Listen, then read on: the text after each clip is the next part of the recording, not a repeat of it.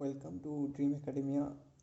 आज हमारे जो लेक्चर होने वाले हैं, तो आज हम कुछ क्वेश्चंस करने वाले हैं इलेक्ट्रोस्टैटिक्स के बेसिक्स के ऊपर।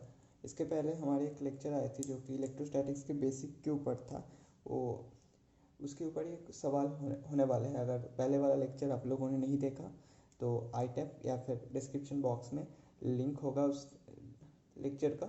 ज़्यादा नहीं, बस 30 या फिर 25 मिनट्स का एक वीडियो होगा, उसमें आपको बहुत कुछ क्लियर हो जाएगा इलेक्ट्रोस्टैटिक्स के जो बेसिक्स है उसके कॉन्सेप्ट्स के बारे में। तो उसी रिलेटेड हम लोग आज 3-4 क्वेश्चंस करेंगे। वहाँ पर ज़्यादा क्वेश्चन बनते नहीं हैं, पर फिर भी अगर कुछ आ जाए तो उसके लिए भी मतलब हम प्रिपेयर रहेंगे। और वहाँ पर हमने एक अच्छे एक्सपेरिमेंट भी किया था, देख सकते हो, बहुत ही ज़्यादा इंटरेस्टिंग वीडियो था वो वाला। तो हम शुरू करते हैं पहले क्वेश्चन से। तो यहाँ पर दिया गया है कि पहले वाले वो जो वीडियो है वहाँ पर हमने एक एक्सपेरिमेंट किया था, ये उस रिलेटेड क्वेश्चन है, और जो कॉन्सेप्ट पूरे के पूरे हैं वो उस वीडियो के रिलेटेड ही है।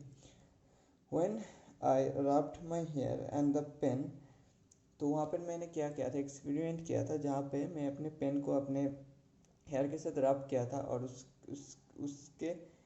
उस पेन को कुछ पेपर्स के कुछ टुकड़े के करीब लेके गया, तो वो पेपर्स के टुकड़े पेन के ऊपर चिपकाने लगे। ठीक है, तो उस एक्सपेरिमेंट से रिलेटेड ये क्वेश्चन है, आप जाके देख सकते हो उस वीडियो को।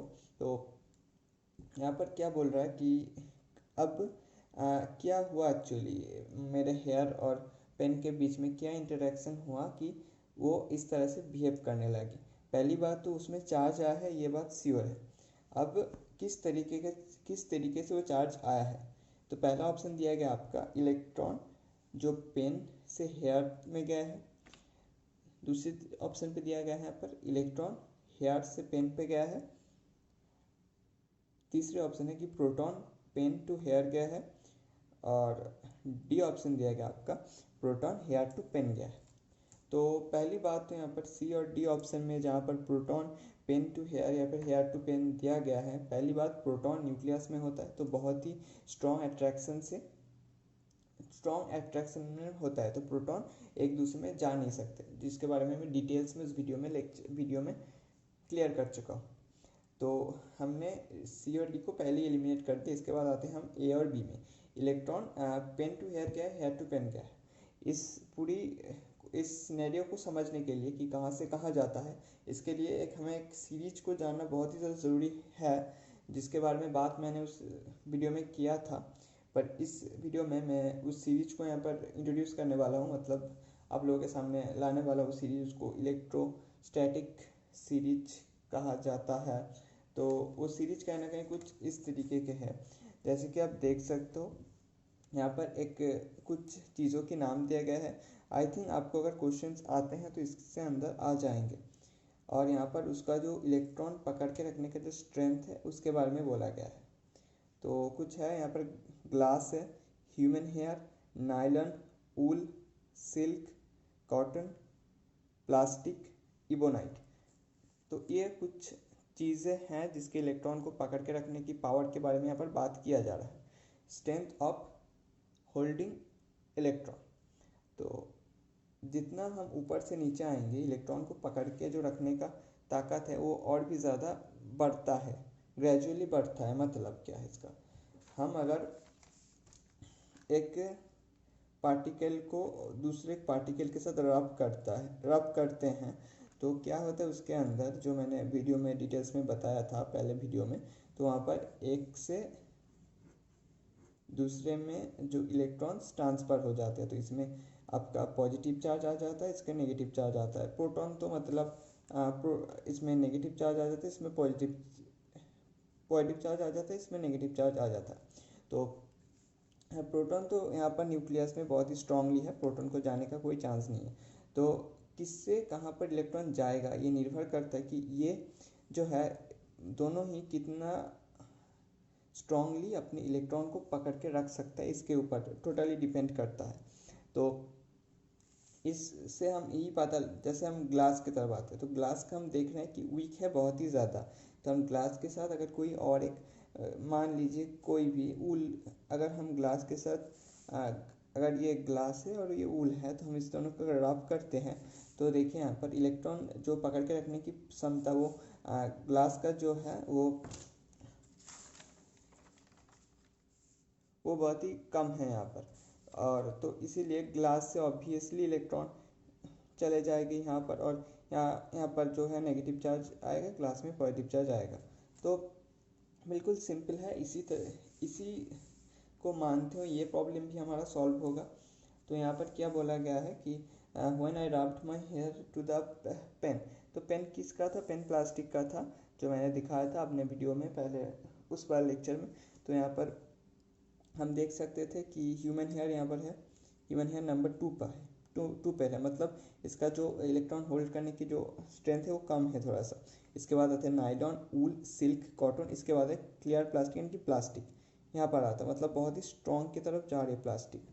तो अगर हम लोग अपने हेयर के साथ, अब ह्यूमन हेयर मतलब हेयर, और इसके साथ अगर हम लोग वो जो प्लास्टिक का पेन है उसको अगर मतलब रब करते हैं तो ह्यूमन हेयर का जो इलेक्ट्रॉन पकड़ के रखने का जो टेंडेंसी है यानी कि पावर है वो कम होता है।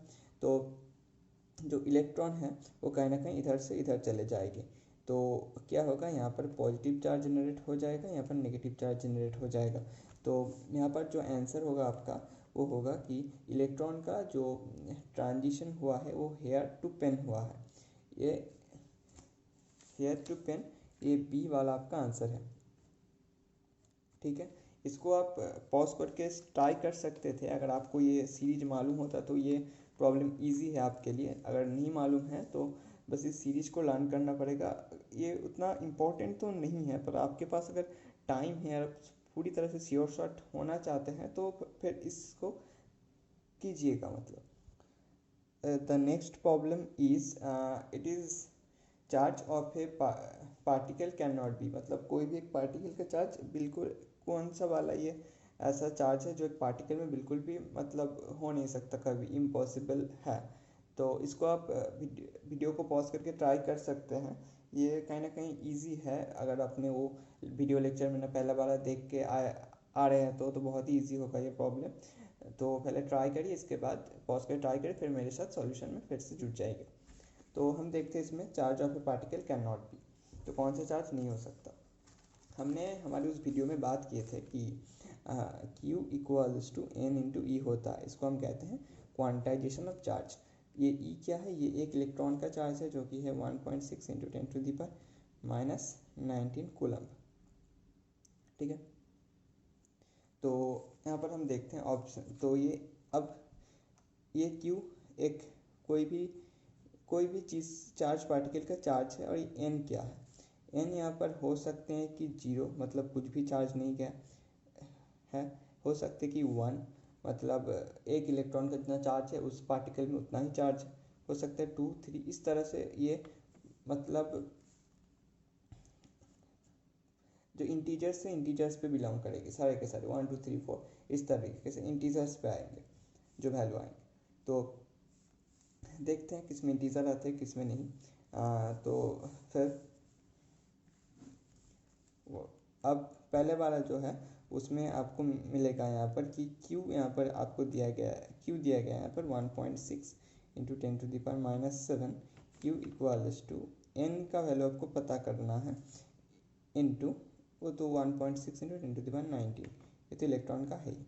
तो n, अगर n का वैल्यू यहाँ पर आपका आ रहा है 1.6 इंटू 10⁻, अब n का वैल्यू अगर कहीं ना कहीं इंटीजर आता है या, तो हम मान लेंगे कि हाँ ठीक है कि ये चार्ज हो सकते हैं कोई भी पार्टिकल, मतलब मान लेते हैं इनका वैल्यू है 5, तो हम ये मान सकते हैं कि 5 इलेक्ट्रॉन जो है वो ट्रांसपोर्ट हुआ है 5 इलेक्ट्रॉन का।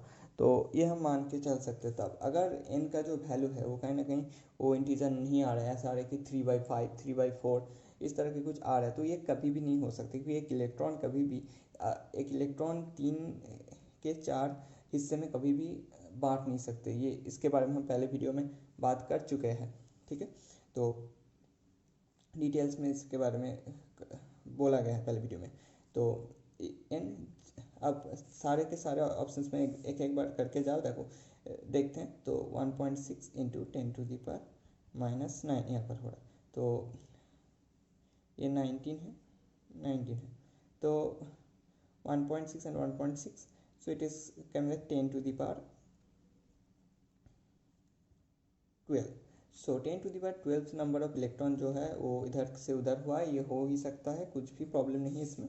इसके बाद हम बी प्रॉब्लम पे आते हैं। बी प्रॉब्लम पर 3.2 इंटू 10⁻7 है और उस एन का वैल्यू, और उससे हम इलेक्ट्रॉन का जो चार्ज है वो डिवाइड कर देते हैं -90। ये आपको पता ही चल रहा है 2 इंटू 10⁻12, तो इतना इलेक्ट्रॉन तो जा ही सकता है ना। तो सी पे आते हैं। सी पे आप देख सकते हो कि यहाँ पर आ रहा है कि 1.6 10⁻⁻20 n equals two by 1.6 into 10⁻⁻19। तो ये दोनों क्या है यहाँ पर, तो ये 1/10।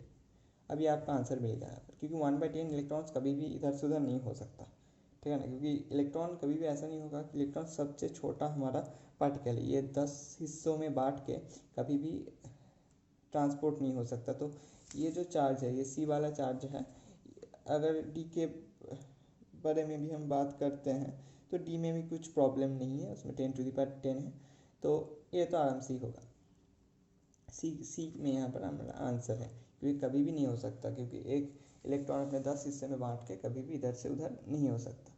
तो उसके बाद जो आखिरी सवाल है वो कुछ इस तरह से है कि एक सिस्टम है, एक है 5 कूलम, एक है 4 कूलम, एक है 3 कूलम, ठीक है। उस सिस्टम में हमने कुछ चेंजेस किए इसमें, तो सेम सिस्टम है, ठीक है ना, मतलब इसमें कुछ हम चेंज किए, बाहर से कुछ दिए नहीं, मतलब अंदर ही कुछ इंटरचेंज हुआ। एक आइसोलेटेड सिस्टम है, बाहर की जो बाहर से मतलब बिल्कुल आइसोलेटेड है, मतलब अंदर कुछ इनके अंदर ही कुछ चेंज किया, इसके बारे में ये आ गया यहाँ पर 2 कूलम या फिर 1 कूलम, यहाँ पर एक पॉइंट में आपको चार्ज निकालना है।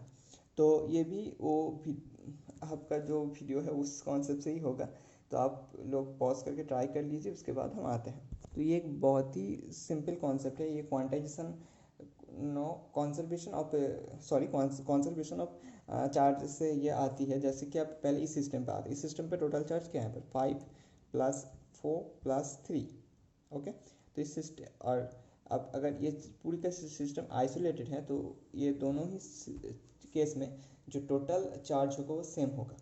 3 = होगा आपका 2c 2 1 प्लस एफ का जो चार्ज है हम एफ सी लिखते हैं, एफ सी लिखते हैं।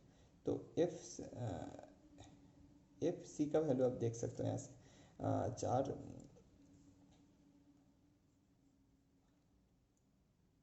9 आ रहा है, 9 कूलम।